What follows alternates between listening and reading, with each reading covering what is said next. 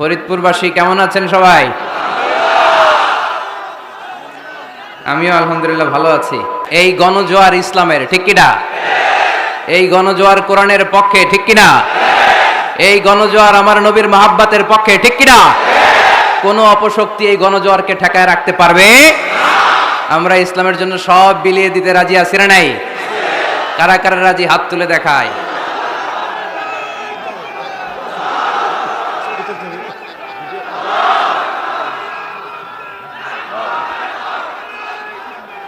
আমি ইয়াংদেরকে খুব পছন্দ করি আর ইয়াংদেরকে অ্যাড্রেস করে কথা বলি।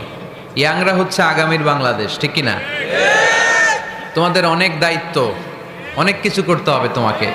তোমাদের দিকে তাকিয়ে আছে বাংলাদেশ, তুমিই বাংলাদেশ, তোমাকেই খুঁজছে বাংলাদেশ, ঠিক কিনা? এজন্য নিজেকে প্রতিষ্ঠিত করার জন্য প্রতিযোগিতা করতে হবে। কি করতে হবে? প্রতিযোগিতাতে নামতে হবে। ভালো কাজের প্রতিযোগিতা। ইয়াংরা করবে কি কাজের প্রতিযোগিতা?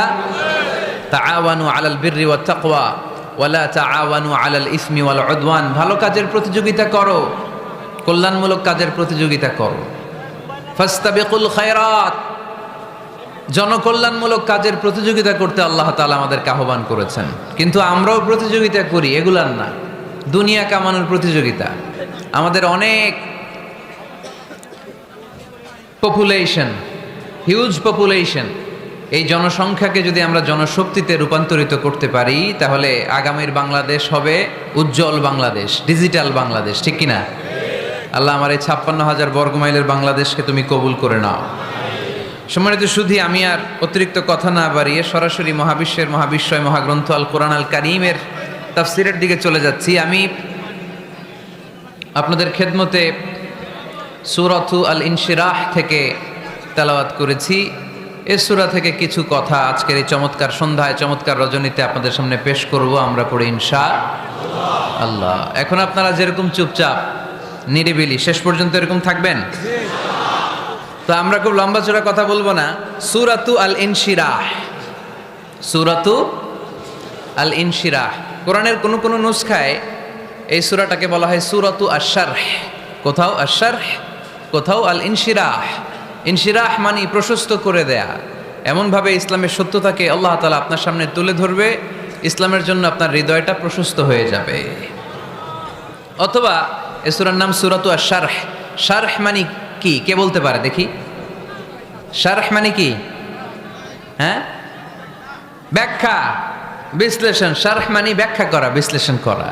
ইসলামটাকে আল্লাহ তাআলা বিশ্বনবীর কাছে এমনভাবে তুলে ধরেছেন, ইসলামটা বিশ্বনবীর হৃদয়ে একেবারে ক্রিস্টাল ক্লিয়ার হয়ে গিয়েছে, একেবারে ব্যাখ্যা হয়ে গিয়েছে। সুবহানাল্লাহ পড়ে। শারহ দেখবেন অনেক তাফসীরে শারহ আছে, হাদিসের শারহ আছে। যেমন উমদাতুল কারি আলা শারহিল বুখারী, বুখারীর শরহ। তারপর ফাতহুল মুনঈম আলা শারহি মুসলিম, তুহফাতুল আহওয়াযী আলা শারহি তিরমিযী। এই হাদিসের কিতাবগুলো শরা হয়, ব্যাখ্যা হয়। সো আল্লাহ তাআলা বিশ্বনবীর কাছে এমনভাবে ইসলামটাকে তুলে ধরেছেন, ইসলামটা বিশ্বনবীর কাছে ক্রিস্টাল ক্লিয়ার। তারাকতুকুম আলা মাহাজ্জাতিন বাইদা। জল জলে সূর্যের মতো ইসলামকে আমাদের কাছে রেখে গিয়েছেন বিশ্বনবী। চিল্লায় এখন ঠিক কিনা?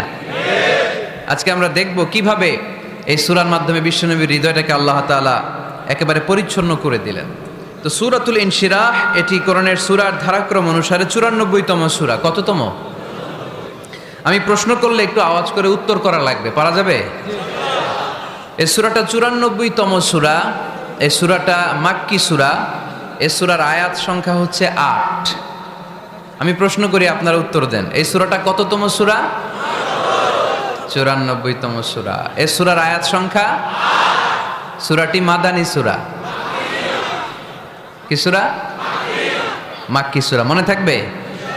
এই সূরার ভেতরে আল্লাহ তাআলা বিশ্বনবী সাল্লাল্লাহু আলাইহি সাল্লামকে কনসোলেশন করেছেন, কন্ডোলেন্স করেছেন, সান্ত্বনা দিয়েছেন। এটা মোটিভেশনাল সূরা, এটা পেইন রিলিভিং সূরা। যাদের অন্তরে ব্যথা, জ্বালা, যন্ত্রণা, যারা কষ্টে জর্জরিত, তাদের জন্য এই সূরার ভেতরে পেইন রিলিভ পিল দিয়ে দিয়েছে কে? ইযা ইশতাদ্দাত বিকাল বালওয়া ফাফাক্কির ফি আলাম নাশরাহ ফাউসরুন বাইনা ইউসরাইনি ইযা ফাক্কারতাহু তাফরাহ। যখন তোমার মন খারাপ হয় তুমি সূরা ইনশিরাহ তেলাওয়াত করো। কেননা সূরা ইনশিরার ভেতরে আল্লাহ এমন মোটিভেশনাল কথা রেখে দিয়েছেন, এমন ইন্সপায়ারেশন রেখে দিয়েছেন, আপনি পড়লেই আপনার হৃদয়টা শীতল হয়ে যাবে। এই সূরাটাকে আমরা 3 ভাগে ভাগ করব। এই সূরার প্রথম 4 আয়াতে আল্লাহ তাআলা বিশ্বনবীর প্রতি কি নেয়ামত দিয়েছেন সেটার বর্ণনা করেছেন। প্রথম 4 আয়াতে নেয়ামতের বর্ণনা, তারপরের 2 আয়াতে বিশ্বনবীকে দিয়েছেন সান্ত্বনা, আর শেষ 2 আয়াতে দিয়েছেন দিক নির্দেশনা।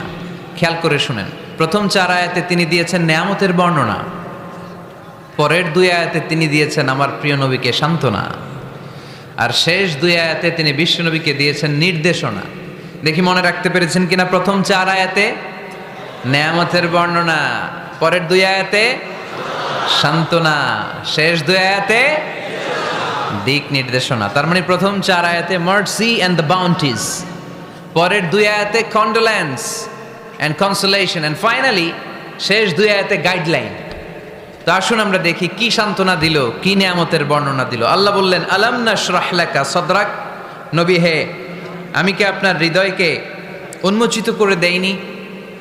আমি কি আপনার বক্ষদেশকে প্রশস্ত করার মাধ্যমে সত্যকে আপনার সামনে তুলে ধরিনি? বিল ঈমান ও বিনূরিল কোরআন, কোরআনের নূর দিয়ে আর ঈমান দিয়ে আপনার হৃদয়টারে প্রশস্ত করে দিয়েছে কে? ফামাই ইউরিদিল্লাহু আন ইয়াহদিয়াহু ইয়াশরাহ সাদরাহু লিল ইসলাম। যাকে আল্লাহ হেদায়েত দিতে চায়, যাকে আল্লাহ হেদায়েতের পথের পথিক বানাতে চায়, তার জন্য, ইসলামের জন্য তার হৃদয়টাকে আল্লাহ খুলে দেন। বিশ্বনবীর হৃদয়টাও এরকম খুলে গেল। বিশ্বনবী টের পেলেন ইসলাম ছাড়া মানবতার মুক্তির আর কোনো সম্ভাবনা নাই। ইসলাম মানুষের মুক্তি নিশ্চিত করতে পারে। ইসলাম দিয়ে এই গুণে ধরা সমাজকে ঠিক করা যাবে। ইসলামকে যদি প্র্যাকটিস করা না যায়, তাহলে এই মজুদদারির যে সমস্যা বাংলাদেশে চলছে, এটাকে বন্ধ করা যাবে না।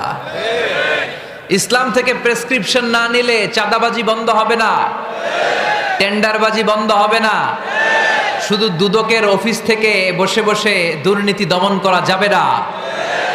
এজন্য ইসলাম থেকে প্রেসক্রিপশন নিতে হবে। আল্লাহ তাআলা বললেন, আলাম নাশরাহ লাকা সাদরাক, নবী হে, ইসলামের জন্য আপনার হৃদয়টাকে কি আমি খুলে দেইনি? সত্য কি আপনার সামনে আমি তুলে ধরিনি? আপনাকে আমি আলাম নাজআলকা আহলাল হিম্মা, আপনার কি হিম্মতওয়ালা আমি বানাইনি? ইসলাম যখন আপনার হৃদয়ে ক্লিয়ার, আপনি বিশাল শক্তির সামনে দাঁড়িয়ে হাজার মানুষের সামনে ইসলামের পক্ষে কথা বলবেন, আপনি কাউরে ভয় পাবেন না। চিল্লায় বলেন ঠিক কিনা? এজন্য আল্লাহ বললেন, আলাম নাশরাহ লাকা সাদরাকা ওয়া ওয়াদা'না আনকা বিজরাকাল্লাযী আনকাদা যাহরাক ওয়া রাফা'না লাকা যিকরাক। সুবহানাল্লাহ পড়েন। নবী, আপনার হৃদয়টাকে আমি ইসলামের জন্য প্রশস্ত করে দিয়েছি। আপনি একেবারে সুনিশ্চিতভাবে বুঝতে পেরেছেন, জানতে পেরেছেন যে মানব সমস্যার সমাধান আছে শুধু ইসলামের ভেতরে। কিসের ভেতরে? এজন্য আমাদেরকে ইসলাম মানতে হবে। কি মানতে হবে? ইসলাম মানবো কতক্ষণ দেহে প্রাণ থাকে? ইসলাম মানবো কোনখানে? সবখানে।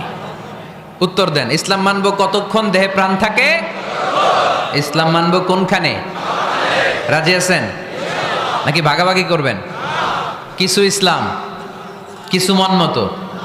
মসজিদ, মাহফিল, মাদ্রাসা ইসলাম, আর গোটা দুনিয়াটা মন মতো। এরকম ভাগাভাগি করা যাবে না, খবরদার। ইসলাম মানবতার মুক্তির সোপান। বিশ্বনবী এটা নিশ্চিত হলেন। বিশ্বনবীর হৃদয়টারে উজালা করে দিল কে? আলাম নাশরাহ লাকা সাদরাক, হে নবী, আপনার হৃদয় কি আমি খুলে দেইনি? হৃদয় খুলে দেয়া মানে হৃদয়ের মধ্যে হিম্মত তৈরি করে দেয়া। সাইয়েদনা মুসা আলাইহিস সালাম এই দোয়াটা আল্লাহর কাছে করেছিলেন, রব্বি ইশরাহলি সাদরি ওয়া ইয়াসসিরলি আমরি, আল্লাহ আমার কাজ সহজ করেন, আমার হৃদয়টারে আপনি খুলে দেন। সাইয়েদনা মুসা আলাইহিস সালাম আল্লাহর কাছে চেয়েছেন আল্লাহ যেন হৃদয় খুলে দেয়, কিন্তু আমার নবী চাওয়ার আগেই আমার নবীর হৃদয়টারে খুলে দিয়েছে কে? আল্লাহ। আবার অনেক মুফাসসিরিনে ইকরাম বলেছেন এখানে শারহে সাদর দ্বারা শাক্কু সাদার উদ্দেশ্য, মানে সিনা চাক।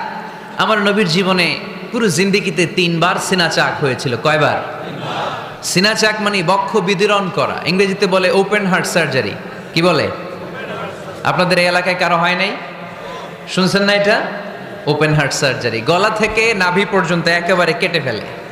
বিশ্বনবীকে এবার 3 বার এভাবে ওপেন হার্ট সার্জারি করা হয়েছে। একবার যখন বিষ্ণু ঈসা ইসলাম বনু সাদ গোত্রে ছিল তখন, দ্বিতীয়বার যখন কোরআন নাজিল হবে তার আগ দিয়ে তখন, 3 নম্বরে বিষ্ণু ঈসা ইসলামকে যখন ঊর্ধ্ব জগতের অনেক দামি দামি জিনিস দেখানো হবে ওই মেরাজ রজনীর সময়টাতে, তখন কোন সুবহানাল্লাহ।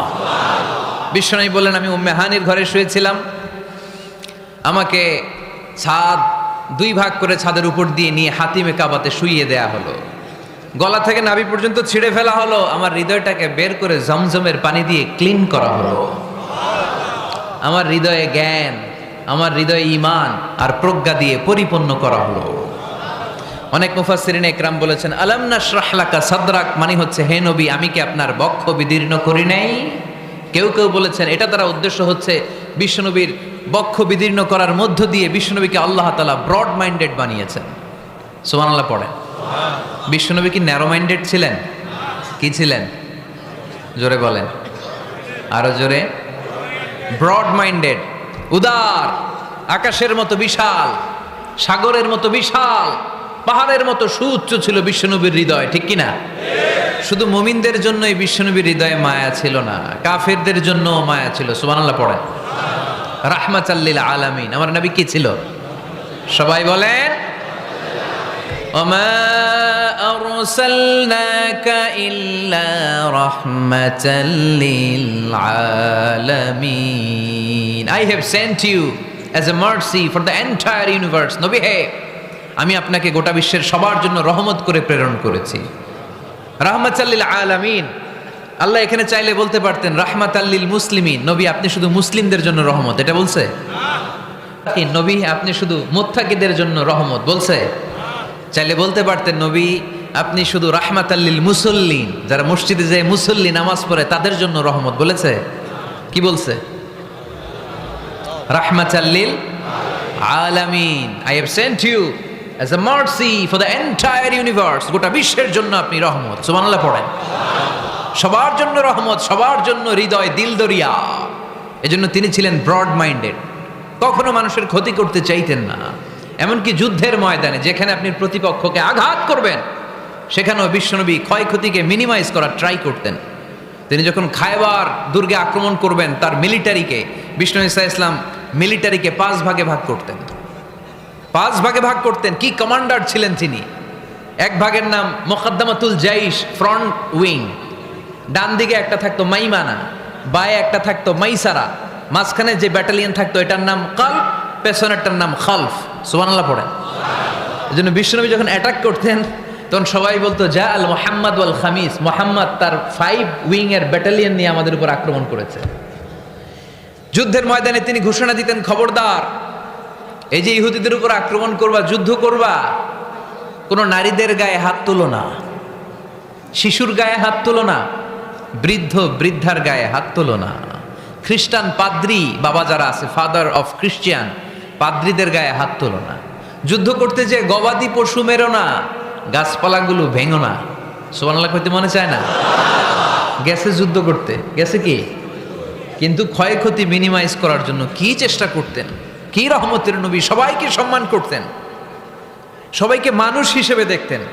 আমরা ভাগ করে ফেলি, আমরা দেখা মাত্রই যদি দেখি মাথায় টুপি আর দাড়ি, তখনই ভাবা শুরু করি এটা কার মুরিদ? এটা কি সরসিনার মুরিদ, না চরমনায়ের মুরিদ, না আটরশির মুরিদ, না অমুক জায়গার মুরিদ? অথবা আমরা বলতে শুরু করি কি জামাত করে, না খেলাফত মজলিস করে, না ইসলামী আন্দোলন করে, না তাবলীগ করে। ভাগাভাগি আসরা নাই, কিন্তু আমরা তাকে মানুষ হিসেবে দেখি না। আগে দেখতে হবে মানুষ। আপনার চোখ দিয়ে যা দেখবেন এগুলো মানুষ, এগুলো সবাই মানুষ। বিশ্বনবী মানুষ হিসেবে সবাইকে ট্রিট করতেন। সাহাবাদেরকে নিয়ে বিশ্বনবী বসে আছেন, একটা লাশ নিয়ে যাওয়া হচ্ছে, লাশ দেখে বিশ্বনবী দাঁড়িয়ে গেলেন। সাহাবারা বললেন, ইয়া রাসূলুল্লাহ, আপনি দাঁড়ালেন যে? ইন্নাহু ইয়াহুদি, এটা ইহুদির লাশ। ইন্নাহু ইয়াহুদি, এটা তো ইহুদির লাশ, বসেন, দাঁড়ালেন যে? বিশ্বনবী বললেন, আওয়ালাইসাত নাফসান, এটা কি মানুষ না? সুবহানাল্লাহ পড়বেন না? আওয়ালাইসাত নাফসান, হোক না ইহুদি, হোক না খ্রিস্টান, হোক না আস্তিক আর নাস্তিক, এটা কি মানুষ নয়? সে মানুষ। সবার উপরে মানুষ সত্য, তাহার উপরে নাই। মাখলুকাতের মধ্যে সবচাইতে বেশি শ্রেষ্ঠতম হচ্ছে মানুষ। বিশ্বনবী সবাইকে মানুষ হিসেবে ট্রিট করতেন।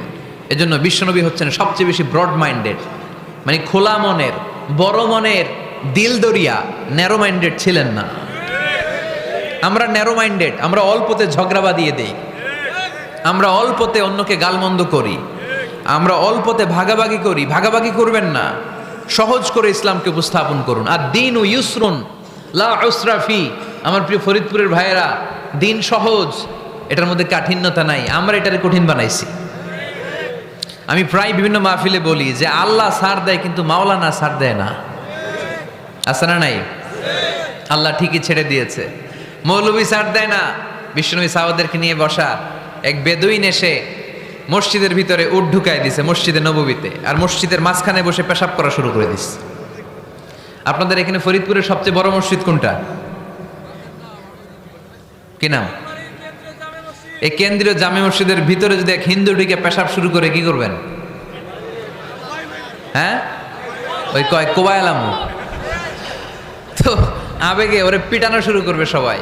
সাহাবারাও তাই শুরু করলেন, মারতে উদ্ধত হলেন। বিশ্বনবী বললেন, এই রাখো রাখো, ওরে পেশাব করতে দাও, পেশাব করতে দাও। এর কারণ কেউ যখন ইউরিন পাস করে, স্টুল পাস করে, তখন এটা তাকে ধীরে সুস্থে করতে দিতে হয়। এজন্য টয়লেটে কেউ ঢুকলে জোরে বাড়ি দিবেন না, তাহলে খবর আছে। কাশি দিবেন, যে একটু কাশি দিবেন এরকম, হ্যাঁ, তো এরকম কাশি দিবেন। অথবা পায়চারি করবেন, যদি পায়চারি করেন তাহলে সে বুঝবে সামওয়ান ইজ ওয়েটিং আউটসাইড, সামনে একজন ওয়েটিং করতেছে বাইরে, আমাকে বেরোতে হবে। কিন্তু আপনি যদি ওরা ডাক দেন, কুদ্দুস রে, কুদ্দুস কইবা আমি নাই, কারণ এটা ভয়ঙ্কর একটা বিষয়। আপনি যখন ইউরিন পাস করছেন খুব স্মুথলি করতে হয়, তখন ডাক দিলে পেশাব আটকায় গেলে আপনার ভয়ঙ্কর রোগ হতে পারে। কি ফিলোসোফার ছিলেন, কি বড় ডাক্তার ছিলেন বিশ্বনবী মুহাম্মদ সাল্লাল্লাহু আলাইহি ওয়াসাল্লাম। বিশ্বনবী বললেন, ওরে ডেকো না, কাজ সারতে দাও। ইচ্ছা মতো বেটা পেশাব করার পরে বিশ্বনবী গেলেন, যে বললেন, তুমি যে পেশাব করেছো তুমি কি জানো এই জায়গাটা কি? বেদুইন বলে, না আমি তো জানি না এই জায়গাটা কি। বিশ্বনবী বললেন, এটা আমাদের ইবাদতগাহ, এটা আমাদের কি? ইবাদতগাহ। এখানে ঢুকে আমরা আমাদের রবরে ডাকি, আল্লাহরে ডাকি, আমরা নামাজ পড়ি, জিকির করি, তাসবিহ পড়ি, এটা আমাদের ইবাদতগাহ। কাজটা করা তোমার মোটেও ঠিক হয়নি। লোকটা অবাক হয়ে গেল, ঘটনা কি? তাদের ইবাদতগাতে আমি পেশাব করেছি আর আমাকে জামাই আদর, আর আমাকে এত সুন্দর করে বলে যে এটা ইবাদতগাহ। আমাদের ইবাদতগাহের ভিতরে যদি কেউ এরকম করতো, ওরে তো একেবারে সাইজ করে ফেলতাম। সে অবাক হয়ে গেল, সে জিজ্ঞেস করলো, হু আর ইউ, কে আপনি? বিশ্বনবী বললেন, আনা মুহাম্মদ সাল্লাল্লাহু আলাইহি ওয়াসাল্লাম, আমি শান্তির ধর্ম ইসলামের প্রেরণার বাণীবাহক। আমি লা ইলাহা ইল্লাল্লাহ মুহাম্মাদুর রাসূলুল্লাহ এই বাণী দিয়ে গোটা বিশ্বে বিপ্লব তৈরি করতে এসেছি। বেদুইন বলল, আমাকেও আপনার বিপ্লবে শরীক করে নেন। ইসলাম মারামারি কাটাকাটিতে আসে নাই। আপনার ব্রড মাইন্ডেড অ্যাটিটিউড দেখে হিন্দু ভাইরা কালিমা পড়ে মুসলমান হয়ে যাবে। এজন্য আল্লাহ বললেন, আলাম নাশরাহ লাকা সাদরাকা ওয়া ওয়াদা'না আনকা বিজরাক আল্লাযী আনকাদা যাহরাক ওয়া রাফা'না লাকা যিকরাক। সুবহানাল্লাহ পড়েন। আলাম নাশরাহ লাকা সাদরাক, নবী হে, আমি কি আপনারে ব্রড মাইন্ডেড বানিয়ে দেই নাই? এটা আপনার জীবনে বড় নেয়ামত। আপনি সংকীর্ণ মনা না, আপনি ছোট মনের মানুষ নয়, আপনি বিশাল হৃদয়ের মানুষ। ইসলামের জন্য আপনার হৃদয়টারে আমি নবী খুলে দিয়েছি। এ হলো বিশ্বনবীর উপর প্রথম নেয়ামত। 2 নম্বরে আল্লাহ বললেন, ওয়া ওয়াদা'না আনকা বিজরাকাল্লাযী আনকাদা যাহরাক, নবী হে, আমি আপনার পিঠ থেকে বিশাল বোঝাটা নামিয়ে দিয়েছি। সুবহানাল্লাহ পড়েন। কি নামিয়ে দিয়েছি? বোঝা। উত্তর করতে হবে, রেসপন্স। এটা তাফসির মাহফিল, এটা হচ্ছে ক্লাসের মতো, যে কথা বলে শিক্ষক আর আমরা সবাই ছাত্র, ঠিক কি না? বোঝা নামিয়েছি নবী। কি নামিয়েছি? তাফসিরে 2টা এসেছে, ভিজরুন মানে বোঝা, ভিজরুল যাম পাপের বোঝা, আর একটা হচ্ছে ভিজরুল গাম চিন্তার বোঝা। বিশ্বনবীর কোনো পাপ নাই, বিশ্বনবীর সব কিছুকে মাফ করে দিয়েছে কে? লিয়াগফিরা লাকাল্লাহু মা তাকদ্দামা মিন যামবিকা মা তাআখার। নবী আপনার আগেরও গুনাহ নাই, আপনার পরেরও গুনাহ নাই, আপনি নবী মাসুম, আপনার গুনাহ নাই, আপনি নিষ্পাপ। নবীদের গুনাহ হয় না। আহলুস সুন্নাহ ওয়াল জামাআতের আকীদা হচ্ছে নবীরা মাসুম, নবীদের জীবনে কোনো গুনাহ হয় না। চিৎকার করে বলেন ঠিক কি না? ও নবী, ওয়া ওয়াদা'না আনকা বিজরাক, আপনার এই বোঝা আমি নামিয়ে দিয়েছি। বিশ্বনবী ভাবতেন 40 বছর বয়সে আমি নবী হলাম, তার আগে যা করলাম আল্লাহ এটা কি করবে। আল্লাহ বলে, নবী আপনার আগের গুনাহ পরের গুনাহ, গুনাহ বলতে কিছুই নাই, সবই মাফ, সব মাফ। তারপরেও আমার নবী বলতেন, আল্লাহে লা আস্তাগফিরুল্লাহ ওয়া আতুবু ফিল ইয়াউম আকসার মিন 70 মাররা। আমি এমন নবী যার কোনো গুনাহই নাই, আগের গুনাহও নাই, পরের গুনাহও নাই, তারপরেও আমি নবী প্রতিদিন 70 বারেরও বেশি তওবা আর ইস্তেগফার পড়ি। আমাদের জন্য শিক্ষা। তাহলে আল্লাহ বললেন, ওয়া ওয়াদানা আনকা বিজরাক, পাপের বোঝা আমি নামিয়ে দিলাম। বিশ্বনবীর কোনো পাপ নাই, পাপ মুক্ত। তাফসিরে 2 নম্বরে এসেছে বিজরুল গাম, চিন্তার বোঝা। বিশ্বনবী সব সময় আমাদেরকে নিয়ে চিন্তা করতেন। কাকে নিয়ে চিন্তা? কথা বলেন।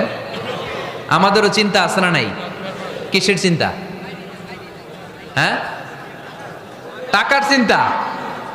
ফরিদপুরের ভাইদের টাকার চিন্তা। আর কিসের চিন্তা আপনাদের? হ্যাঁ, উম্মতের চিন্তা। মাশাআল্লাহ, এই ভাই উম্মতকে নিয়ে ভাবে। আপনাদের আর কার কি নিয়ে চিন্তা বলেন? পেটের চিন্তা। এদিকে পাওয়া গেছে পেটের চিন্তা, এদিকে বউয়ের চিন্তা, কবরের চিন্তা। আর কিসের চিন্তা? আখিরাতের চিন্তা। তো আমাদেরও চিন্তা আছে, বিশ্বনবীরও চিন্তা ছিল। 2 চিন্তা কি এক? বিশ্বনবীর কাঁধে তো পুরা উম্মার জিম্মাদারি। কিয়ামত পর্যন্ত যারা পৃথিবীতে আসবে সবার জন্য বিশ্বনবী কাঁদতেন। এই আওয়াজ করে কে? এদিকে কি হয়েছে? ওরে বসায় দেন। বিশ্বনবীর গোটা উম্মাহ নিয়ে চিন্তা। সব নবীকে আল্লাহ তাআলা একটা করে দোয়া দিয়েছিলেন আর বলেছিলেন, নবী একটা স্পেশাল দোয়া করার সুযোগ তোমাদেরকে দিলাম, ওই দোয়া করলেই কবুল হয়ে যাবে। কিন্তু সুযোগ পাবা জীবনে কয়বার? সবাই বলেন কয়বার? সব নবী কয়টা করে পাইছে? সব নবী তাদের দোয়াগুলো দুনিয়াতেই করে ফেলেছে। বিশ্বনবী বলেন, লিকুল্লি নবিয়্যিন দাওয়া মুস্তাজাবা। এ দুনিয়াতে সব নবীদের একটা করে মুস্তাজাবুদ দাওয়া আছে। আল্লাহ বলেছে, ও নবী একটা করে স্পেশাল দোয়া করার সুযোগ পাবা, দোয়াটা করা মাত্রই কবুল করে নেব। বিশ্বনবী বললেন, এই পৃথিবীর বুকে যত নবী রাসূল দুনিয়ায় এসেছে সব নবীরা তাদের স্পেশাল দোয়া দুনিয়ায় করে ফেলেছে, ইল্লা আনা, কিন্তু আমি করি নাই। বিশ্বনবী বললেন, ওয়া ইন্নী আখতাবিউ দাওয়াতি শাফাআতান লি উম্মতি ইয়াউমাল কিয়ামাহ। আমি আমার স্পেশাল দোয়াটা করি নাই। আমার স্পেশাল দোয়াটা আমি আমার গুনাহগার উম্মতকে বাঁচানোর জন্য কিয়ামত পর্যন্ত রেখে দিয়েছি। আমরা যেদিন বিপদে পড়ে যাব, যেদিন আমার আব্বা আমারে চিনবে না, আমি আমার আব্বারে চিনব না, নেতা তার কর্মীরে চিনবে না, কর্মী নেতারে চিনবে না, ঠিক কিনা? পীর সাহেব মুরিদরে চিনবে না, মুরিদ পীর সাহেবরে চিনবে না, স্বামী তার স্ত্রীরে চিনবে না, স্ত্রী তার স্বামীরে চিনবে না। নবী থেকে শুরু করে, অলি থেকে শুরু করে, শহীদ থেকে শুরু করে সবার মুখে একটাই জিকির, ইয়া নাফসি ইয়া নাফসি ইয়া নাফসি। আকাশের সূর্যটা যেদিন মাথার কাছে চলে আসবে, জমিনটা তামার জমিন হয়ে যাবে। সূর্যের তাপে মাথার মগজগুলো ভাতের মাড়ের মতো গলে গলে নাকের ছিদ্র, কানের ছিদ্র দিয়ে টপ টপ করে বেয়ে বেয়ে নিচে পড়বে। ওই কঠিন দিনে কেউ কাউরে চিনবে না। বিষ্ণু বললেন, ওই দোয়াটা আমি দুনিয়ায় করি নাই। আমি বদরের যুদ্ধে মার খেয়েছি, উহুদের যুদ্ধে দাঁত ভেঙেছি, আমি না খেয়ে পেটে পাথর বেঁধেছি। আমি যদি ওই দিন দোয়া করতাম, আল্লাহ দোয়া কবুল করে নিত, জান্নাতি খাবার দিয়ে দিত, আমার মায়ের খাওয়া লাগতো না, তায়েফে আমার রক্ত ঝরতো না, দোয়া করলেই কবুল। কিন্তু ওই দোয়াটা আমি দুনিয়ায় করি নাই। ওই দোয়াটা আমার জন্য, আপনার জন্য, আমাদের জন্য বিশ্বনবী জমা রেখে দিয়েছে।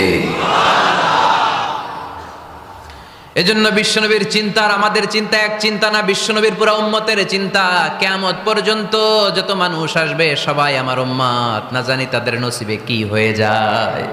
এই চিন্তার বোঝা বিশ্বনবীকে কাবু করে ফেলেছিল। আল্লাহ বললেন, নবী নো টেনশন, কোনো টেনশন নাই। আপনার এই চিন্তার বোঝাকে আপনার পিঠ থেকে আমি আল্লাহ নিজ দায়িত্বে সরিয়ে নিলাম। এজন্য আল্লাহ বললেন, আলাম নাশরাহ লাকা সাদরাকা ওয়া ওয়াদানা আনকা বিজরাক আল্লাযী আনকাদা যাহরাক। যেই চিন্তার বোঝা আপনাকে কষ্ট দেয়, যেই চিন্তার বোঝা আপনারে পেরেশান করে তোলে, আপনার পিঠ থেকে ওই চিন্তার বোঝা নবী আমি সরিয়ে নিলাম। কি দিয়ে সরিয়ে নিল? কোরআনের আলো দিয়ে। আওয়াজ করে বলতে হবে, কি দিয়ে? বিশ্বনবী মক্কায় দেখতেন মূর্তির পূজা হয়। আল্লাহর ঘরের ভিতরে 360টা মূর্তির পূজা। বিশ্বনবী দেখতে পেলেন দুর্বলের উপরে সবলের অত্যাচার, বিশ্বনবী দেখতে পেলেন নারীদেরকে অত্যাচার করা হয়। কন্যা সন্তান হলে বাবা তার মেয়েটাকে নিয়ে জঙ্গলের ভেতরে ঢুকে কিংবা মরুভূমির ভেতরে যে জীবিত দাফন করে দেয়। ওয়াইদাল মাউউদাতু সুইলাত ওয়াদুল বানাত, বিশ্বনবী এগুলো দেখতেন চারপাশে। দেখে এই পথহারা জাতিকে কিভাবে উদ্ধার করবেন, কি দিয়ে উদ্ধার করা যায়, এই টেনশনে বিশ্বনবীর পিঠ বাঁকা হয়ে গিয়েছিল। উপমা বাঁকা হয়ে গিয়েছিল, বিশ্বনবী সব সময় পেরেশান থাকতেন। আল্লাহ বললেন, নবী টেনশনের দরকার নাই, হেরা গুহায় এমন একটা নূরের আলো দিয়ে আমি আপনারে আলোকিত করব, যার মাধ্যমে সব পেরেশানি দূর হয়ে যাবে। আলম নাশরাহ লাকা সাদরাকা ওয়া ওয়াদানা আনকা বিজারাক আল্লাযী আনকাদা যাহারাক। আপনাকে পেরেশান বানিয়ে দেয় এরকম সব চিন্তার বোঝা আমি আল্লাহ সরিয়ে নিলাম। সুবহানাল্লাহ। দুইটা নেয়ামত শুনলাম, এবার 3 নম্বর নেয়ামত আল্লাহ বললেন ওয়া রাফা'না লাকা যিকরাক। এই আয়াতটা মুখস্থ করতে হবে আজকে, আমার সাথে সাথে পড়েন ওয়া রাফা'না লাকা যিকরাক। সবাই বলেন নাই, পড়েন ওয়া রাফা'না লাকা যিকরাক ওয়া রাফা'না লাকা যিকরাক। নবী হে, আপনার সম্মানকে আমি আকাশচুম্বী করেছি। I have dignified your status high and high, the highest peak. আপনার মর্যাদা উঠাতে উঠাতে আকাশ বাতাস ছাপিয়ে সাতাকাশ কাঁপিয়ে আরশের উপরে নিয়ে গিয়েছি। আপনার মর্যাদা আমার পরপরই, স্রষ্টার পরে পুরো সৃষ্টিকুলের উপরে বিশ্বনবীর মর্যাদা আছে না নাই? এজন্য আল্লাহ বললেন ওয়া রাফা'না লাকা যিকরাক, ও নবী আপনার মর্যাদা সম্মান আমি আকাশচুম্বী করেছি। আপনার সুনাম সুখ্যাতি মান মর্যাদা আমি গোটা বিশ্বে ছড়াইয়া দেব। এ আয়াত যখন নাজিল হলো কাফেররা হাসতে শুরু করলো। কাফেররা বলে, মোহাম্মদ বেটা বলে কি, ও জানে বাঁচবি কিনা ওইটাই তো সন্দেহ। আমরা যেই ষড়যন্ত্র পাকাচ্ছি ও জানে বাঁচবি কিনা সে এটাই সন্দেহ, তার নাম গোটা বিশ্বে ছড়াবে কি করে আমরা দেখে নেব। আল্লাহ বলেন, তোরা আমার নবীর সুনাম সুখ্যাতি ছড়ানোর ব্যাপারে বাধা তৈরি করবি, তোরা আমার নবীর ব্যাপারে অপপ্রচার চালাবি, তোদের অপপ্রচারকেই আমি আমার নবীর প্রচার মাধ্যম বানিয়ে দেব। তোরা করবি অপপ্রচার।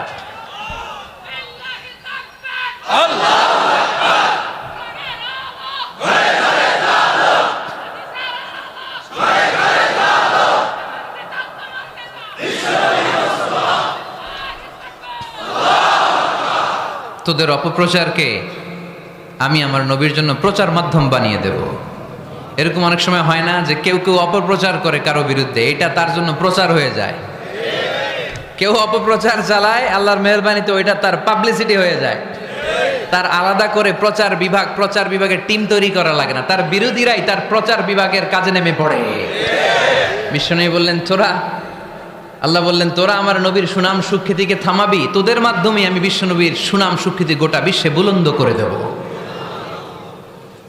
আবু জাহেল ঘোষণা দিল, খবরদার, হজের মৌসুম, হাজী সাহেবরা গোটা বিশ্ব থেকে আসবে, আমার দলের কর্মীরা তোরা যেটা করবি সেটা হচ্ছে হাজীদের কাছে যে বলবি মক্কায় নতুন এক পাগল আসছে, নতুন এক জাদুকর আসছে, নাম মুহাম্মদ।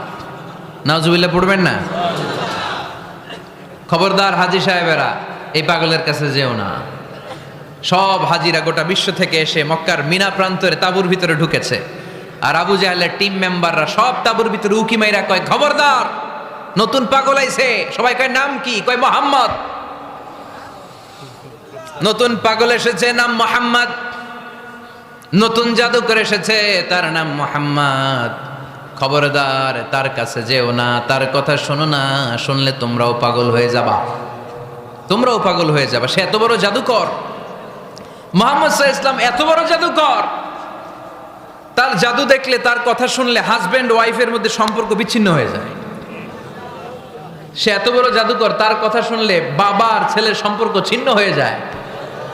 সে এত বড় জাদুকর, তার কথা শুনলে বন্ধু বন্ধু আলাদা হয়ে যায়। খবরদার হাজী সাহেবরা, তোমরা হজ করতে এসেছো করো, জমজমের পানি খাও আর খেজুর নিয়ে যাবা বাড়িতে, কিন্তু মুহাম্মদ সাল্লাল্লাহু আলাইহি ওয়াসাল্লামের কাছে যাওয়া যাবে না। আচ্ছা, আপনারা বুঝে শুনে উত্তর দেন। এই যে লক্ষ লক্ষ হাজী মিনার তাঁবুতে বসা, আর আবু জাহেলের লোকটা যে বললো নতুন জাদুকরের নাম মোহাম্মদ, তার কাছে যেও না। এই লক্ষ লক্ষ হাজিরা এর আগে জীবনেও মোহাম্মদ সাল্লাল্লাহু আলাইহি ওয়াসাল্লামের নাম শুনছে? তার মানে মোহাম্মদ সাল্লাল্লাহু আলাইহি ওয়াসাল্লামের নাম তাদের কানে পৌঁছে দেওয়ার দায়িত্ব আবু জাহেল নিজেই নিয়ে নিয়েছে। চিল্লায় এখন ঠিক কিনা? অপপ্রচার প্রচার হয়ে গিয়েছে। আর সবাই মনে মনে ভাবে, কয় কি এত বড় জাদুকর, হজ করি আর না করি এর না দেখা যাওয়া যাবে না। হজ তাড়াতাড়ি কোন রকম সাইরা এই জাদুকরের কাছে আগে যাব, দেখি কেমন জাদু দেখায়, দেখি কত বড় ম্যাজিশিয়ান, দেখি তো কত বড় পাগলের। কারণ আল ইনসানু হারিসুন আলা মা মুনিআ, মানুষকে যেটা নিষেধ করা হয় বেশি মানুষ এটা করতে চায়। যদি বলি ওদিকে যাবি না, ওর বাপের কিরা ওদিকে যাবে, ও ঠিক কি না?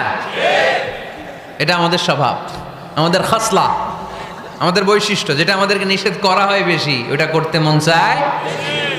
সব হাজিরা মনে মনে ভাবলো আমরা যাব যাব, তোরা যতই বলিস না কেন যাব যাব, হজের পরে অবশ্যই যাব। দেখা গেল হজের পরে বিশ্বনবী মুহাম্মদুর রাসূলুল্লাহ সাল্লাল্লাহু আলাইহি ওয়াসাল্লামের বাড়ির সামনে বিশাল বড় গ্যাদারিং শুরু হয়েছে। সবাই লাইন ধরে দেখা করতে গেছে। দেখা করতে যে বিশ্বনবীর চেহারা দেখে প্রথম নজরেই সব পাগল। চাঁদের চেয়ে সুন্দর তুমি নবী আমার কমলিওয়ালা, চাঁদের চেয়ে সুন্দর তুমি নবী আমার কমলিওয়ালা, দু জাহানের বাদশাহ তুমি প্যারা নবী সাল্লে আলা, দু জাহানের বাদশাহ তুমি প্যারা নবী সাল্লে আলা, চাঁদের চেয়ে সুন্দর তুমি নবী আমার কমলিওয়ালা। সুবহানাল্লাহ পড়েন। এত সুন্দর চেহারা, বিষ্ণু ঈসা ইসলামের চেহারার মতো এরকম চেহারার মানুষ পৃথিবীতে আছে? দ্বিতীয়টা, অনেকে বলে সাইয়েদনা ইউসুফ আলাইহিস সালামের চেহারা নাকি বেশি সুন্দর। সুন্দর ঠিক, কিন্তু আমার নবীর চাইতে বেশি নয়। বিষ্ণু বলতেন আনা মালিহুন ওয়া আখি ইউসুফু সাবিহুন, আমার ভাই ইউসুফ হচ্ছে সবিহ, সবিহ মানে সাদা সুন্দর ধবধবে, আর আমি হচ্ছে মালিহ, মালিহ মানে এসেছে মিলহন থেকে, মিলহন মানে লবণ, মানে লাবণ্যময় সুন্দর। আমার ভাই ইউসুফ নবী সাদা সুন্দর, আমি লাবণ্যময় সুন্দর। কোনটার দাম বেশি? লাবণ্যময় সুন্দরের দাম বেশি। সাইয়েদনা ইউসুফ আলাইহিস সালামের চেহারা দেখে মিশরের মেয়েরা লেবু কাটতে যে বা কমলা কাটতে যে, আনার কাটতে যে, কমলা কাটতে যে আঙ্গুল কেটে ফেলেছিল। কোরআন তার সাক্ষী, ওয়া কাত্তা'না আইদিয়াহুন। আম্মাজান আয়েশা রাদিয়াল্লাহু তাআলা আনহা যখন এই ঘটনা শুনেছেন, তিনি মিশরের মেয়েদেরকে ডাক দিয়ে বলেছেন, ও মিশরের মেয়েরা, তোমরা ইউসুফ নবীর সৌন্দর্য দেখে লেবু কাটতে যে আঙ্গুল কেটেছ, আমার স্বামী প্যারা নবী মুহাম্মদ রাসূলুল্লাহর চেহারা যদি তোমরা দেখতা, তাহলে লেবু কাটতে যে আঙ্গুল নয়, কলিজাটা কেটে টুকরা টুকরা করে দিতা। আবার আম্মাজান আয়েশা বলতো, লাকুম শামসুন ওয়া লানা শামসুন, তোমাদের জন্য একটা সূর্য আছে, কিন্তু আমি আয়েশার জন্য আলাদা একটা সূর্য আছে। তোমাদের সূর্যটা প্রতিদিন সকালবেলা পূর্ব আকাশে উদিত হয়ে গোটা দুনিয়াটারে আলোকিত করে দেয়, আর আমার সূর্যটার নাম হলো মুহাম্মদ সাল্লাল্লাহু আলাইহি ওয়াসাল্লাম। মসজিদে নববীতে এশার নামাজের পরে আমার সূর্যটা আমার ঘরে উদিত হয়। তোমাদের সূর্য সকালবেলা পূর্ব আকাশে উঠে গোটা দুনিয়াটারে আলোকিত করে, আমার সূর্য মুহাম্মদ এশার নামাজের পরে আমার ঘরের ভেতরে যখন উকি দেয়, আমার পুরো ঘরটারে আলোকিত করে দেয় কে? এত সুন্দর চেহারা ছিল, ওনার চেহারার নূর দিয়ে হারানো সুই খুঁজে পেয়েছে বিশ্বনবীর স্ত্রীরা। চিল্লায় কোন আল্লাহু আকবার। বিশ্বনবীর চেহারার সৌন্দর্যের সাথে কারো সৌন্দর্যের কোনো মিল হবে? No comparison with our beloved prophet Muhammad sallallahu alayhi wasallam. Whether it's the fitness, whether it's the appearance, whether it's the status, no comparison with our prophet. এটা ফিটনেসের দিক থেকে হোক, এটা চেহারার সৌন্দর্যের দিক থেকে হোক, এটা কণ্ঠস্বরের ঝংকারের দিক থেকে হোক, সম্মান আর মর্যাদার দিক থেকে হোক, আমার নবীর সম্মানের ধারে কাছেও সম্মান পৃথিবীর কারো হতে পারে না। চিল্লায় বলেন ঠিক কি না? এজন্য আল্লাহ বললেন, ওয়া রাফা'না লাকা যিকরাক, নবী আপনার সম্মান বাড়াতে বাড়াতে আমি আকাশচুম্বী করেছি। লোকজন সব যে বিশ্বনবীর দরবারে লাইন ধরেছে, হাজিরা সব বিশ্বনবীর কাছে যে চেহারা দেখেই কুপকার, বাকি জিনিস তো পরে। অনেকে আছে না, চেহারা দেখলেই মানুষ পাগল হয়ে যায়, আছে না নাই? চেহারা দেখেই পাগল, চেহারা দেখেই পাগল। তারপর তারা মিলাতে লাগলো, মিনার তাবুতে আবু জাহেলের কর্মীরা ঘোষণা দিয়েছিল এলাকায় মোহাম্মদ নামে পাগল এসেছে, তারা মিলায়ে দেখে না এই মহামানব কোনোদিন পাগল হতে পারে না, কারণ পাগলের চুলগুলো থাকে উস্কো খুস্কো, ঠিক কিনা? আমার নবী সাল্লাল্লাহু আলাইহি ইসলামের চুল উস্কো খুস্কো ছিল? কত সুন্দর চুল আঁচড়ে রাখতেন, জাইতুনের তেল দিতেন, আতর ঢেলে মাথার শীতের মধ্যে ঢেলে দিতেন, কপাল বেয়ে বেয়ে পড়তো, আর যেখানে সেজদা দিতেন সেজদার জায়গায় আতরের ঘ্রাণে আমোদ হয়ে যেত। হাতের তালুতে পারফিউম মাখতেন, আর মানুষের সাথে মুসাফা করলে যার সাথে মুসাফা তার হাতের সাথে নবীর ব্যবহৃত পারফিউমের ঘ্রাণ ছুটে যেত। এত পরিচ্ছন্ন ছিলেন তারা। বিশ্বনবীর চেহারার সাথে আবু জাহেলের বক্তব্যের মিল খুঁজে পায় না। তারা বলে না, এই লোক কখনো পাগল হতে পারে না। পাগলের চুল থাকে উস্কো খুস্কো, জামা থাকে ছিঁড়া ফাড়া, গায়ের মধ্যে থাকে ময়লা। পাগল কখনো দাঁত মাজে না, কিন্তু বিশ্বনবীর মুচকি হাসির ফাঁক দিয়ে দাঁতের দিকে তাকালে মানুষগুলো সব পাগল হয়ে যায়। স্মাইল দিতেন বিশ্বনবী, স্মাইল, মুচকি হাসি, তাবাসসুম। বিশ্বনবীর মুচকি হাসি দেখলে মানুষ পাগল হয়ে যেত, পাগল পাড়া হয়ে যেত। তারা বলে না না, এ মহামানব তো কখনো পাগল হতে পারে না। আবার মিলাতে লাগলো। আবু জাহেলের কর্মীরা বলেছিল এটা নাকি বড় জাদুকর, কিন্তু তারা বলে না না, এই অসাধারণ লোকটা জাদুকরও হতে পারে না, সে তো কোনো মন্ত্র পড়ে না। জাদু করার জন্য মন্ত্র পড়ার দরকার আছে না নাই? বিষ্ণুনবী কি মন্ত্র পড়তো? বিষ্ণুনবী কি পড়ে শোনাতো? চিল্লায় বলেন, কি পড়ে শোনাতো? কোরআন শোনাতো। এত সুন্দর কণ্ঠ ছিল বিশ্বনবীর, পাগল হয়ে যেত মানুষ শুনতে শুনতে, পাগল পাড়া হয়ে যেত, বিমুগ্ধ হয়ে যেত। তারা সবাই বলতে আরম্ভ করলো, আবু জাহেল তুমি মিথ্যাবাদী, তবে তোমাকে ধন্যবাদ এরকম একটা মানুষের সাথে পরিচয় করিয়ে দেওয়ার জন্য। সুবহানাল্লাহ কইলেন না?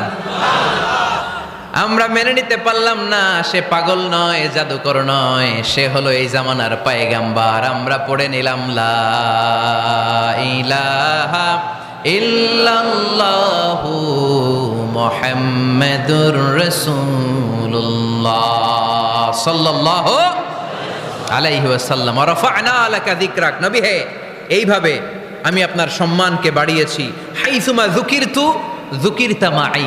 নবী, যেখানে আমার নাম নেওয়া হবে আমার পরপর আপনার নামও নেওয়া হবে। পড়েন সুবহানাল্লাহ।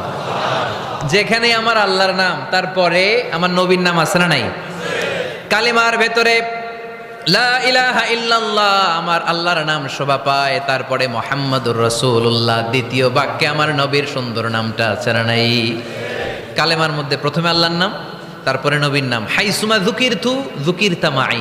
নবী, কিভাবে আপনার মর্যাদা আমি বাড়াবো জানেন? যেখানেই আমি ওইখানেই আপনি। যেখানে আমার নাম নেওয়া হবে তারপরেই সৃষ্টিকুলের মধ্য থেকে শুধু আপনার নাম নেওয়া হবে। সুবহানাল্লাহ পড়েন। আপনার উম্মতেরা গোটা বিশ্বে সালাত আদায়ের জন্য আজান দিবে। আজানের প্রথম 4 বাক্যে আমি আল্লাহর বড়ত্ব, আল্লাহু আকবার। তারপরের 2 বাক্যে আমি ছাড়া কোনো ইলাহা নাই, এটার সাক্ষ্য দেয়া হবে। তারপরের 2 বাক্যে সবাই সাক্ষ্য দিতে বাধ্য, আপনি ছাড়া দুনিয়ায় আর কোনো শেষ রাসূল নাই। তার মানে আজানের মধ্যেও আমার আল্লাহর নামের পরে আমার নবীর নাম আছে না নাই? এরপর আমরা একামত দিয়ে জামাত শুরু করি। এই জামাতের আগে যে একামতটা দেই, এই একামতেও আল্লাহর নামের পরে আমার নবীর নামটা আছে না নাই? আল্লাহু আকবার, আল্লাহু আকবার, আশহাদু আন লা ইলাহা ইল্লাল্লাহ, আশহাদু আন্না মুহাম্মাদার রাসূলুল্লাহ সাল্লাল্লাহু। তার মানে আজানে আমার নামের পরে আপনার নাম, একামতে আমার নামের পরে আপনার নাম। নামাজের শেষে যখন আমরা শেষ বৈঠকে বসি, সেখানে বিশ্বনবীর উপর দুরূদ আছে না নাই? তার মানে সব জায়গায় বিশ্বনবীর নাম নেয়াকে আবশ্যক করে দিয়েছে কে? নবী হে, এই গোটা বিশ্বের ভেতরে সূর্য উঠবে, সূর্য ডুববে, শীত যে গ্রীষ্ম আসবে, দিন যে রাত আসবে, এক মুহূর্তের জন্য আপনার নামের আলোচনা থামবে না। চিল্লায় বলো ঠিক কি না? রাফা'না লাকা যিকরাক, I have dignified your status very high, very high. অনেক উপরে নিয়েছি, আকাশ বাতাস ছাপিয়ে, সাত আকাশ কাঁপিয়ে আরশ পর্যন্ত আমি আপনার মর্যাদাকে বুলন্দ করেছি। এই পৃথিবীতে যত আসমানি কিতাব এসেছিল সবগুলো আসমানি কিতাবে বিষ্ণুনবীর নাম উল্লেখ করেছে কে? তার মানে তাওরাতের ভেতরে বিষ্ণুনবীর নাম আছে না নাই? ইনজিলে, জাবুর, সুহুফে ইব্রাহিম, সুহুফে মূসা, আল্লাযী ইয়াজিদুনাহু মাকতুবান ইনদাহুম ফিত তাওরাতি ওয়াল ইনজিল। ইহুদিরা খ্রিস্টানরা বিশ্বনবীর মানতে চাইতো না। তারা বলতো, মুহাম্মদ তোমার নাম তো আমাদের কিতাবে নাই। বিশ্বনবী বললেন পড়ো। তারা পড়তে পড়তে বিশ্বনবীর জায়গাটা লুকিয়ে রাখতো। যেখানে বিশ্বনবীর নাম ওরা এভাবে ধরে রাখতো। বিষ্ণু ইসা ইসলাম এক সাহাবাকে বললেন, আমি তো ওদের ভাষা বুঝি না, তুমি ওদের ভাষা বুঝে দেখো কোন জায়গায় চোরামিটা করে। প্রতিটা কিতাবের প্রতিটা পাতায় পাতায় বিষ্ণুনবীর নাম আছে না নাই? সাইয়েদনা আদম আলাইহিস সালাম থেকে শুরু করে ঈসা আলাইহিস সালাম পর্যন্ত যত নবী এসেছে সব নবী সুসংবাদ দিয়েছে যে একজন নবী আসবে, যেই নবী আসার মধ্য দিয়ে এই আম্বিয়া আলাইহিমুস সালাম পৃথিবীতে আসার যে ধারাবাহিকতা, এই সিলসিলা, এই চেইনকে আল্লাহ তাআলা কাট অফ করে দিবে। সাইয়েদনা আদম তার বংশধরদেরকে বলেছে, নূহ আলাইহিস সালাম তার প্রজন্মকে বলেছে, ইব্রাহিম আলাইহিস সালাম তার জেনারেশনকে বলেছে, মূসা আলাইহিস সালাম বনি ইসরাইলকে শুনিয়েছে। সর্বশেষ সাইয়েদনা ঈসা আলাইহিস সালাম এসে বলেছে, ইয়াতি মিন বাদি ইসমুহু আহমদ, আমার পরে এমন এক নবী আসবে তার নাম, চিল্লায় বলেন, আহমদ বড় বিশ্বস্ত, সে কোন বন্ধু বলো বেশি বিশ্বস্ত, সে কোন বন্ধু বলো বেশি বিশ্বস্ত, কার কাছে মন খুলে দেয়া যায়, কার কাছে প্রাণ খুলে বলা যায়, হওয়া যায় অতি আশ্বস্ত, তার নাম আহমদ বড় বিশ্বস্ত। সুবহানাল্লাহ পড়েন। ইয়াতি মিন বাদি ইসমুহু আহমদ, আমার পরে এমন এক নবী আসবে তার নাম হবে আহমদ। এই নবীর পরে আর কোন নবী আছে? চিল্লায় বলেন, লা নবিয়্যা বাদি ওয়ালা রাসূলা, আমার পরে কোনো নবীও নাই, আমার পরে কোনো রাসূলও নাই। তবে আমার পরে যদি নবী হওয়ার যোগ্যতা কারো থাকে, আমার ওমরে ফারুক নবী হওয়ার যোগ্যতা রাখে। কোনো নবী নাই, খাতামুন নবিয়্যিন, আমার পরে কোনো নবী নাই। তার মানে বিশ্বনবীর জীবনে 3 নম্বর নিয়ামত হলো রাফা'না লাকা যিকরাক, মর্যাদা আমি বাড়াতে বাড়াতে বাড়াতে বাড়াতে নবী অনেক উপরে নিয়েছি। আবার আল্লাহ আমাদেরকে ডেকে বললেন, ও ইমানদার বান্দারা শোনো, আমি স্বয়ং আল্লাহ তাআলা আমার ফেরেশতা বাহিনী নিয়ে এই নবীর উপরে স্বয়ং আমি দুরূদ পড়ি। ইন্নাল্লাহা ওয়া মালাইকাতাহু ইউসাল্লুনা আলান নবী ইয়া আইয়ুহাল্লাযীনা আমানু সাল্লু আলাইহি ওয়া সাল্লিমু তাসলিমা। পড়েন, আল্লাহুম্মা সাল্লি আলা মুহাম্মদ ওয়া আলা আলি মুহাম্মদ কামা সাল্লাইতা আলা ইব্রাহিম ওয়া আলা আলি ইব্রাহিম ইন্নাকা হামিদুম মাজিদ। اللهم بارك على محمد وعلى آل محمد كما باركت على إبراهيم وعلى آل إبراهيم إنك حميد مجيد। চিৎকার করে পড়েন সুবহানাল্লাহ। এমন নবী যে নবীর উপর আল্লাহ নিজেই দুরূদ পড়ে, ফেরেশতারা পড়ে, এজন্য আমাদেরও পড়ার দরকার আছে না নাই? আবার আল্লাহ বললেন, নবী আপনি এমন নবী যেই নবীকে আমি হাউজে কাউসার দিয়েছি, লক্ষ লক্ষ নবীদের কাউরে কিয়ামতের দিন আমি হাউজে কাউসারের মালিক বানাবো না, শুধুমাত্র কেবলমাত্র একমাত্র আপনি ছাড়া।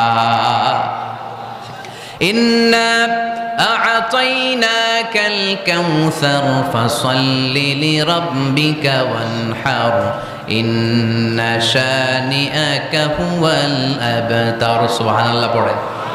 এই হাউজে কাউসারের পানি খেতে চান, পান করতে চান? বিশ্বনবী না দিলে খাইতে পারবো আমরা? হাউজে কাউসার পান করতে চান কারা? হাত তুলে দেখান।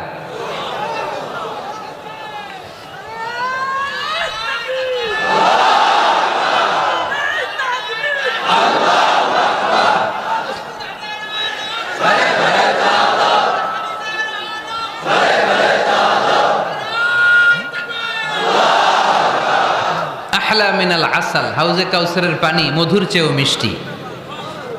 আবরাদু মিনাস সালজ, বরফের চাইতেও ঠান্ডা। আবিয়াদু মিনাল লাবান, দুধের চাইতেও সাদা। মান শারিবা মিনহা শারবাতান লাম ইয়াজমা আবাদা, এক ঢোক হাউজে কাউসারের পানি যে খাবে চিরকালের জন্য তার গলার তৃষ্ণা মিটে যাবে। ওই হাউজে কাউসার বিশ্বনবীকে দিয়ে বিশ্বনবীর মর্যাদা বাড়িয়েছে কে? আবার আল্লাহ বললেন, নবী, পৃথিবীর অনেক নবীকে আমি নৈতিক বিজয় দান করেছি, কিন্তু সবাইকে আমি রাজনৈতিক বিজয় দান করি নাই। আপনাকে আমি এমন নবী করে দুনিয়ার বুকে পাঠিয়েছি, আপনাকে আমি নৈতিক বিজয় দান করেছি, পাশাপাশি রাজনৈতিক বিজয়ও দান করেছি। সুবহানাল্লাহ।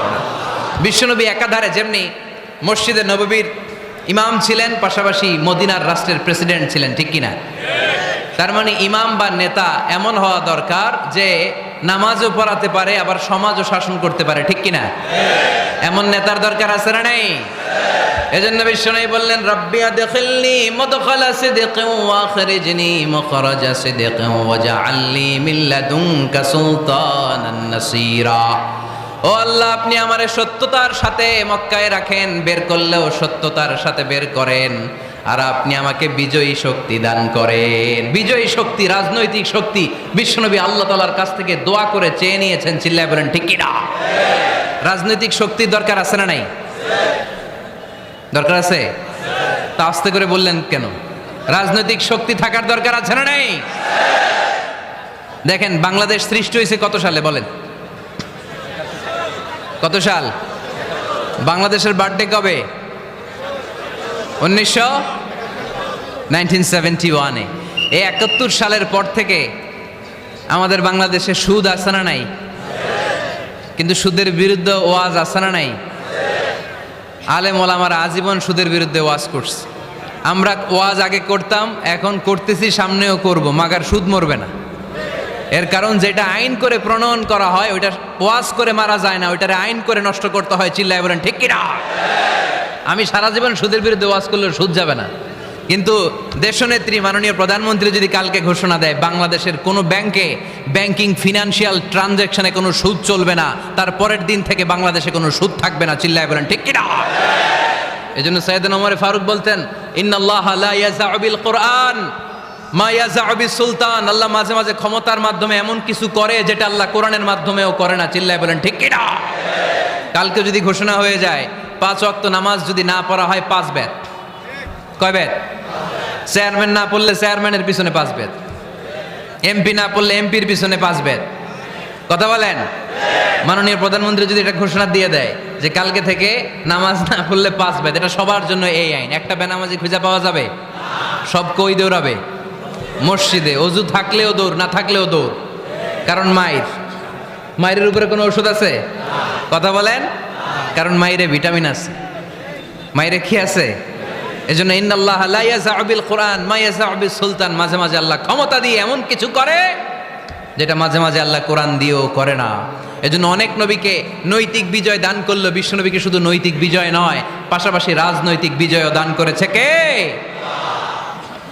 3টা নেয়ামতের ঘোষণা দিয়ে আল্লাহ বললেন, আলাম নাশরাহ লাকা সাদরাকা ওয়া ওয়াদা'না আনকা বিজরাক আল্লাযী আনকাদা যাহরাক ওয়া রাফা'না লাকা যিকরাক। পড়েন সুবহানাল্লাহ। নবী হে, আপনার মর্যাদা আমি অনেক বাড়িয়েছি। আপনার কথা শুধু মুসলমানেরাই বলে না, হিন্দুরাও বলে। আছে না নাই? গতকাল এক হিন্দু ভাই আমার হাতে হাত রেখে শাহাদা বাক্য পাঠ করে গাজীপুরে মুসলমান হয়ে গেছে। বিশ্বনবীর কথাগুলো যখন তারা শোনে, তারা নিজেদেরকে ধরে রাখতে পারে না। আপনারা মহাত্মা গান্ধীর নাম শুনেছেন? তিনি ভারতের অবিসংবাদিত নেতা। বিশ্বনবীর ব্যাপারে কমেন্ট করেছেন যে এরকম নেতা পৃথিবীতে আর দ্বিতীয়টা কখনো হবে না। মহাত্মা গান্ধী কি মুসলমান না হিন্দু? গোটা বিশ্বের খ্রিস্টানরা বিশ্বনবীকে নিয়ে এখন মাতোয়ারা। মাইকেল এইচ হার্ট, খ্রিস্টান, একটা বই লিখে গোটা বিশ্ব কাঁপিয়েছেন, দি 100 ranking of the most influential people and person in the world. পৃথিবী কাঁপানো 100 জন মনীষীর জীবনী নিয়ে একটা বই তিনি করেছেন। এই 100 জন মনীষীর জীবনীর মধ্যে যাকে নাম্বার 1 তিনি করেছেন, তিনি হচ্ছেন আমার নবী, আপনার নবী, পেয়ারা নবী, বিশ্বনবী মুহাম্মদুর রাসূলুল্লাহ সাল্লাল্লাহু আলাইহি ওয়াসাল্লামের। মাইকেল এইচ হার্ট কি মুসলমান? সে একজন খ্রিস্টান। তার মানে ওয়ারাফা'না লাকা যিকরাক, বিশ্বনবীর সম্মান শুধু আমাদের মুখ দিয়ে প্রচারিত হয় না, ইহুদি, খ্রিস্টান, বৌদ্ধদের মাধ্যমেও বিশ্বনবীর সম্মানকে বাড়িয়ে দিচ্ছে কে? I have studied him, the wonderful man, in my opinion, far from being antichrist, and he must be called the savior of humanity. খ্রিস্টানরা বলছে আমরা এই মুহাম্মাদের জীবনী গবেষণা করে পড়েছি, তাকে খ্রিস্টান বিরোধী বলা তো দূরের কথা, তাকে মানবতার ত্রাণকর্তা বলতে হবে। তিনি গোটা বিশ্বের জন্য সুপারম্যান হয়ে পৃথিবীতে এসেছে। As a father, as a teacher, as a lawgiver, as a lawmaker, Muhammad is the superman of the world.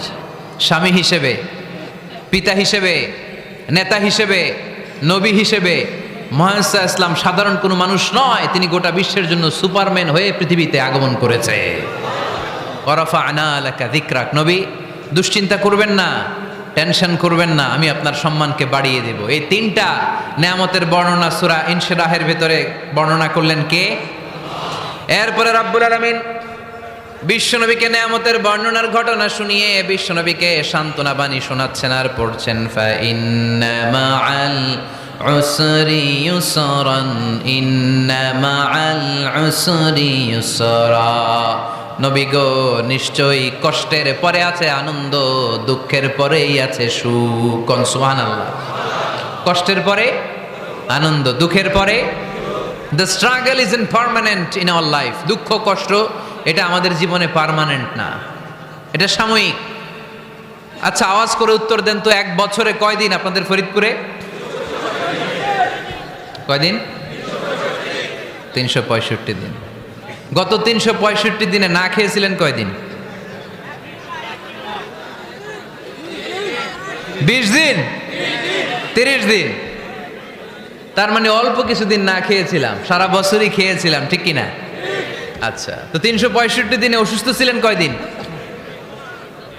4-5 দিন, কিংবা 20 দিন, কিংবা 1 মাস, কিংবা 56 দিন, কিংবা 65 দিন। তার মানে বাকি 300 দিন আরামে ছিলাম কি ছিলাম না? তার মানে আমাদের জীবনে দুঃখ বেশি না আনন্দ বেশি? সুখ বেশি না কষ্ট বেশি? এজন্য আল্লাহ বললেন, খবরদার, মুমিন কখনো হেরে যায় না, মুমিনের হারাবার কিছু নাই। মুমিনের জীবনে যদি আনন্দ আসে, মুমিন শুকরিয়া করে, শুকরিয়া করলে সওয়াব আছে না নাই? আর মুমিনের জীবনে যদি দুঃখ আসে, মুমিন সবর করে, ধৈর্য ধরে, ধৈর্যেও সওয়াব আছে না নাই? তাহলে আমাদের সব দিক দিয়েই তো লাভ। আনন্দের দিনগুলাতে শুকরিয়া করব, আর দুঃখের দিনগুলাতে ধৈর্য ধরবো, দুইটার মধ্যে সওয়াব আছে না নাই? এজন্য বিশ্বনবী বললেন, আজাবান লি আমরিল মুমিন, মুমিনের বিষয়টা খুবই আশ্চর্যের। ফাইন আসাবাতহু সাররাউন শাকারা, মুমিন যদি আনন্দে থাকে সে শুকরিয়া করে, শুকরিয়া করলে লাভ আছে না নাই? ওয়াইন আসাবাতহু দাররাউন সাবারা, আর দুঃখে পড়লে সে সবর করে, ধৈর্য ধরে, ধৈর্য ধরলেও সব আছে না নাই? তার মানে আমাদের হারাবার কিছু আছে। মাঝে মাঝে আল্লাহ আমাদেরকে দুঃখ কষ্ট দিয়ে পরীক্ষা করতে চান, এগুলো আমাদের জন্য খারাপ নয়। এই দুঃখ কষ্ট বিপদ আমাদের কোমরকে সোজা করে, আমাদের পায়ের মাটিকে শক্ত করে, চিল্লায় বলেন ঠিক কিনা? প্রতিকূল পরিবেশে কিভাবে বাঁচতে হয় এই দুঃখ কষ্ট আমাদেরকে শিখায়। এজন্য মুমিন বান্দার বৈশিষ্ট্য হচ্ছে দুঃখ কষ্ট বেদনা জ্বালা এগুলোতে সে আপসেট হয় না, সে হাল ছেড়ে দেয় না, সে ভরসা রাখে একজনের উপর, চিল্লায় বলতে হবে তিনি কে? কারণ মুমিন জানে রাত্রি যত গভীর হয়, অন্ধকার তমানিসা ভেদ করে সুবহে সাদিক হয়। মুমিন জানে গর্ভবতী নারীর পেটের ব্যথা যেই দিন বাড়তে থাকে, ওই দিনই নতুন মেহমান আগমনের সময় ঘনাতে থাকে। মুমিন জানে তার জীবনে দুঃখ কষ্ট বিপদ যত বাড়তে থাকে, সুখের দিন কাছে আসতে থাকে। এজন্য মুমিনের হারাবার কিছু নেই। ফা ইন্না মাআল উসরি ইউসরা, ইন্না মাআল উসরি ইউসরা। নবী হে, কষ্টের পরেই আছে আনন্দ, দুঃখের পরেই আছে সুখ। আপনি সমস্যায় পড়েছেন, ওই সমস্যার সমাধানও আছে না নাই? এই পৃথিবীতে এমন কোনো সমস্যা আছে যেটা সমাধান নাই? কথা বলেন। সমস্যা তৈরি করেছে কে? আবার সমাধানও দিয়েছে কে? Allah doesn't create a lock without its key. Allah কখনো চাবি না বানাইয়া ওইটার তালা বানায় নাই। কথা কন। তালাও যেহেতু আছে, ওই তালার চাবিও বানিয়েছে কে? মা আনজালাল্লাহু দাআন ইল্লা আনজালাল্লাহু লাহু শিফা। আল্লাহ দুনিয়ায় এমন কোন রোগ পাঠায় নাই যেই রোগের ঔষধ বানায় নাই, এমন কোন রোগ নাজিল করে নাই যেই রোগের কোনো চিকিৎসা বানায় নাই, হয়তো সেটা আবিষ্কার হয় নাই। অনেকে ক্যান্সারের কথা বলতে পারেন যে হুজুর ক্যান্সার এমন রোগ, এই ক্যান্সার তার নাই কোনো অ্যান্সার, কিন্তু বিজ্ঞানীরা বলতেছে এটারও অ্যান্সার আবিষ্কৃত হচ্ছে। সুবহানাল্লাহ কইবেন না? কিছু কিছু ক্ষেত্রে হয়েও গিয়েছে। এজন্য দুঃখের পরেই আছে সুখ, কষ্টের পরেই আছে আনন্দ। এই দুনিয়াটাই এরকম, কষ্টের পরই আনন্দ। দেখবেন তারাবির নামাজ 20 রাকাত পড়তে কষ্ট লাগে না? কোমরে ব্যথা, হাঁটুতে ব্যথা, কিন্তু 20টা রাকাত যখন শেষ করে মসজিদ থেকে বের হই, একটা আনন্দ আছে না নাই? কষ্ট করে পরীক্ষার জন্য প্রিপারেশন নিলেন আপনি কয়েক মাস, কিন্তু ফলাফল যখন ভালো হয় তখন একটা আনন্দ আছে না নাই? সারাদিন রোজা রাখলেন রমজানে, কি কষ্ট, তৃষ্ণায় গলা ফেটে যায়, কিন্তু ইফতারির সময় যখন রুহাবজার শরবতটা খাই কেমন লাগে? একটা আনন্দ আছে না নাই? এজন্য আল্লাহ বললেন فَإِنَّ مَعَ الْعُسْرِ يُسْرًا إِنَّ مَعَ الْعُسْرِ يُسْرًا। ও নবী, কষ্টের দিন মক্কায় অল্প কিছু দিন, মদিনাতে আনন্দের দিন অপেক্ষা করছে। আমাদের জীবনে যদি দুঃখ কষ্ট আসে আমরা ধৈর্য ধরবো, তাওয়াক্কুল করবো একজনের উপর, তিনি কে? কারণ আমরা বিশ্বাস করি কষ্টের দিন এটা চিরকালের জন্য নয়, সামনে আনন্দের দিন আমাদের জন্য সেট করে রেখেছে কে? তাহলে আমরা সূরাতুল ইনশিরাহ থেকে 3টা নেয়ামতের বর্ণনা শুনলাম, বিশ্বনবীকে কি সান্ত্বনা দেয়া হলো সেটা শুনলাম। এবার 2টা গাইডলাইন শুনে তাফসীর আমরা শেষ করব। শুনতেছেন? কষ্ট হচ্ছে? তো উঠা বসা করতেছেন কেন? উঠলেন কারা কারা? শেষ করে দিব? দোয়া করে দেই। কি গাইডলাইন দিলেন শুনবেন? কে কে শুনবেন না? হাত তোলেন।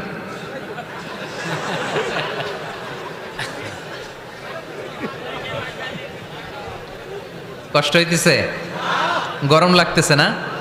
আমিও ঘামতেছি আপনাদের সাথে সাথে, অনেক গ্যাদারিং হয়ে গেছে। আসেন আল্লাহর নামে 3টা তাকবীর দেই, তারপর কোন 2টা গাইডলাইন তিনি বিশ্বনবীকে দিলেন ওই নির্দেশনা বাণীটুকু শুনে আজকে আমরা বিদায় নিব। আওয়াজ করে পড়তে হবে লিল্লাহে তাকবীর, লিল্লাহে তাকবীর, লিল্লাহে তাকবীর। গাইডলাইন নাম্বার 1, ফাইদা ফারাগতা ফানসাব। নবী আপনি যখন অবসর হন আপনি ইবাদতে মশগুল হন। ফানসাব ফিল ইবাদা, তাফসীর ইবনে কাসিরে এসেছে আপনি ইবাদতে মশগুল হন যখন আপনি অবসর পান। অবসর আল্লাহর দেয়া বড় নেয়ামত, এটা বিশ্বাস করেন? অবসর কিন্তু নেয়ামত। আমরা অনেকেই অবসর সময়কে কাজে লাগাই না, কিন্তু অবসর চলে যাওয়ার পরে যখন ব্যস্ত হয়ে পড়ি তখন বলি হায় রে, অবসরটা যদি কাজে লাগাইতাম। পরীক্ষার পরে 3 মাস ছুটি ছিল, এই 3 মাস অবসরে যদি পড়তাম তাইলেই তো আজকে ভার্সিটিতে চান্স পেয়ে যেতাম, ঠিক কি না? এজন্য বিশ্বনবীর আল্লাহ বললেন নবী فَإِذَا فَرَغْتَ فَانصَبْ وَإِلَى رَبِّكَ فَارْغَب। মাদানী জীবনে, মাক্কি জীবনে, দাওয়াতি কার্যক্রমের পরে, রাষ্ট্রীয় কার্যক্রমের পরে যখনই আপনি অবসর পাবেন তখনই আপনি ইবাদত করেন, তখনই বেশি বেশি আল্লাহর কাছে দোয়া করে। দোয়াটা খুব শক্তিশালী, কিন্তু আমরা অনেকে জানি না কি করে দোয়া করতে হয়। সিনসিয়ার দোয়া ইজ লাইক এ মিসাইল। আপনারা প্রায় পত্রিকায় শুনবেন আমেরিকা অমুক দেশে মিসাইল হামলা করেছে, শুনছেন? মিসাইল হামলা এমন হামলা, কত সেন্টিমিটার বেগে যে কোন জায়গায় অ্যাটাক করবে, যেখানে মারার কথা ওখানে পড়বে। ঠিক দোয়াটা হচ্ছে মিসাইলের মতো। আপনি যদি দোয়ার মতো দোয়া করতে জানেন, ওই দোয়াটাও জায়গা মতো যে ভেদ করবে। চিল্লা এখন ঠিক কিনা? কিন্তু আমরা দোয়া করতে জানি না, কি করে দোয়া করতে হয় এটা জানি না। বিশ্বনবীকে আল্লাহ বললেন নবী ফাইদা ফারাগতা ফানসাব, যখন আপনি অবসর হবেন তখন আপনি দোয়া করেন, আল্লাহর কাছে চান। বেশি বেশি চাইলে খুশি হয় কে? তার মানে প্রথম ঘোষণা হলো ফাইদা ফারাগতা ফানসাব। প্রথম নির্দেশনা হলো নবী যখনই আপনি অবসর পাবেন ইবাদত করবেন এবং দোয়া করবেন, বেশি বেশি আল্লাহর কাছে চাইবেন। 2 নাম্বার দিক নির্দেশনা হলো ওয়া ইলা রাব্বিকা ফারগাব, সব সময় আপনি আপনার আল্লাহর দিকে মনোনিবেশ করবেন। বিপদে পড়লে ডাকবো কারে? আমাদের অসুস্থতাকে সুস্থতায় পরিণত করে দিতে পারে কে? চাকরির জন্য পাগল পারা, চাকরি নাই, চাকরির ব্যবস্থা করে দিতে পারে কে? বিদেশে যেতে মনে চায়, পাসপোর্ট দিয়ে রেখেছি, ভিসা নাই, ভিসা লাগাই দিতে পারে কে? কিন্তু আমরা দুঃখ কষ্ট বেদনা কিছু একটা হইলেই সবার আগে আল্লাহরে শেয়ার করার আগে ফেসবুকে শেয়ার মেরে দেই, আছে না নাই? আপনাদের ফেসবুকে অ্যাকাউন্ট আছে নাকি? কার কার আছে দেখি?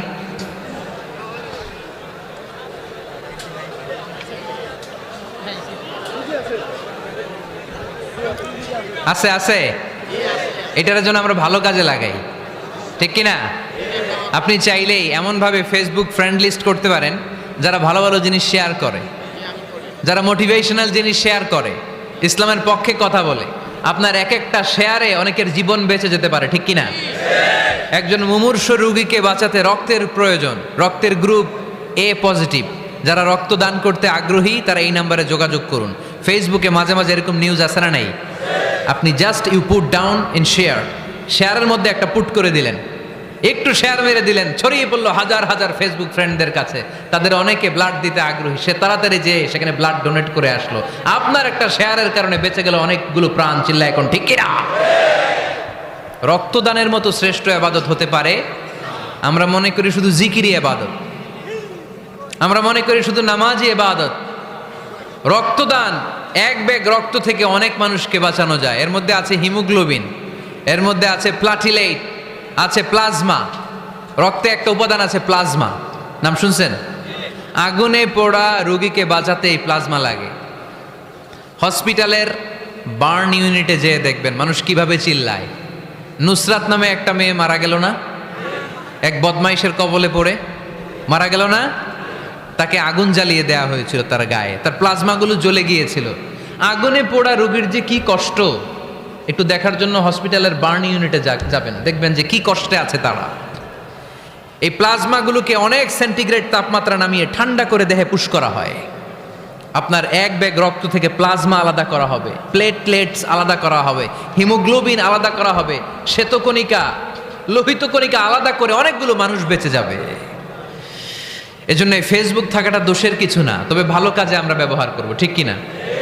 আপনার ফেসবুক শেয়ারিং আপনার জান্নাতি বানাতে পারে, আর আপনার ফেসবুক শেয়ারিং আপনার জাহান্নামের লাকড়ি বানাতে পারে। চিল্লায় বলেন ঠিক কিনা? So the decision is yours. সিদ্ধান্ত আপনাকে নিতে হবে, আপনি কিভাবে করবেন। যে কোনো বিপদে ওয়া ইলা রাব্বিকা ফারগাব, কোনো দিকে মনোনিবেশ না করে কার দিকে মনোনিবেশ করব?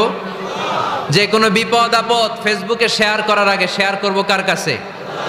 আমাদের যার যা লাগে আল্লাহ সবও যদি দিয়ে দেয়, আল্লাহর ধনভাণ্ডারের 1 ইঞ্চিও কমবে? হাদিসে কুদসিতে আল্লাহ বললেন, লাউ আন্না আউওয়ালাকুম ওয়া আখিরাকুম ওয়া ইনসাকুম ওয়া জিন্নাকুম, পৃথিবীর সব জিন, পৃথিবীর সব মানুষ বিশাল মরুভূমিতে দাঁড়িয়ে যদি আমার কাছে চাইতে শুরু করে, আল্লাহ এটা দাও, ওটা দাও, ওটা দাও, আমি আল্লাহ তোমাদের সব চাহিদাও যদি মিটিয়ে দেই, আমি আল্লাহর ধনভাণ্ডারের 1 ইঞ্চিও কমবে না। এজন্য চাইবো কার কাছে?